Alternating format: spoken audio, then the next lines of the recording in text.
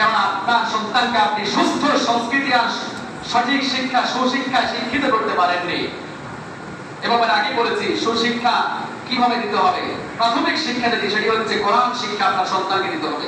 তারপরে আপনি engineer, barrister, BCS কারা আপনি যেটাই বানান না কেন সমস্যা নেই।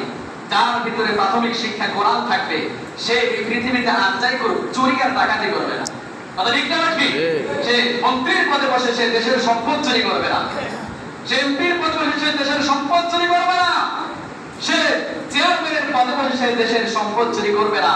মেম্বারের পদে বসে সে জনগণের গম চুরি করবে না। কথা ঠিক না ঠিক? এজন্য আমাদের সন্তানদেরকে শিক্ষা দেওয়ার ক্ষেত্রে আগে কোন শিক্ষা দিতে হবে? কোরআন শিক্ষা দিতে হবে। তারপরে 16 নম্বর দায়িত্ব এবং কর্তব্য হচ্ছে সন্তানকে পর্দা শিক্ষা দিতে হবে। আপনার সন্তানকে বলতে হবে বাবা 14 জন নারী ছাড়া তুমি কাউকে বিয়ে করতে পারবে না। এই 14 জন নারীর সাথে তুমি সাক্ষাৎ করতে পারবে। এই 14 জন নারী সম্পর্কে পরবর্তী আলোচনা বিস্তারিত হবে ইনশাআল্লাহ। এই 14 জন নারী ছাড়া তুমি কারোর সাথে দেখা সাক্ষাৎ করবে না। কারোর সাথে অপ্রয়োজনীয় গল্পগুজব চ্যাটিং ফাটিং কিচ্ছু করবে না।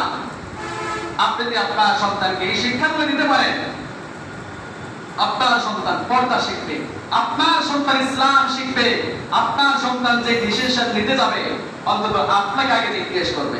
এটা ঠিক না ঠিক?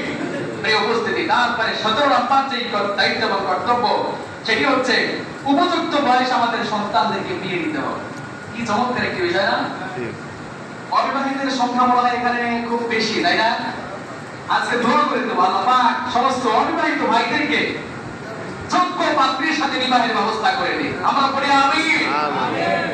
উপযুক্ত বয়সে আপনার সন্তানকে বিয়ে দিতে হবে। কিন্তু যুবক ভাইয়ের কথা হলো আপনি এখন বাপের হোটেলে আপনি বিয়ে করে কি করবেন?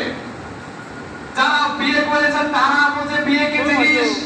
इसलिए कहते हैं বিয়ে जिंदगी का लाखों में जो खाएगा वो पछताएगा, जो कि ना खाएगा वो पछताएगा। এজন্য বলা হয় বিয়ে হলো দিল্লির এক লাড্ডু, যে খায় ও পছতায় আবার যে খায় না সেও পছতায়। অর্থাৎ যারা বিয়ে করেছে বিয়ের আগে মনে করেছে হাই বিয়ে কি জিনিস, কিন্তু বিয়ে করার পরেই সে বুঝতে পারে বিয়ে কি জিনিস। তারপরে এখন যারা যুব সমাজ বিয়ে যারা এখনো করি নাই, বাপের হোটেলে খায় না, কোনো কর্ম নাই কিচ্ছু নাই, বাপের হোটেলে খায়, হঠাৎ অবৈধ সম্পর্ক করে বাবাকে বলে আব্বু আমি তো একটা ঘটনা ঘটিয়ে ফেলেছি। কি করেছো? এটি করেছি আমি। কয়টি বলে না? বর্তমান সমাজে অহরহ করছে এগুলো। এজন্য খবরদার, আপনি আপনার কর্মসংস্থান তৈরি না করে, উপার্জন ক্ষমতা তৈরি না করে আপনি বিয়ে করেন।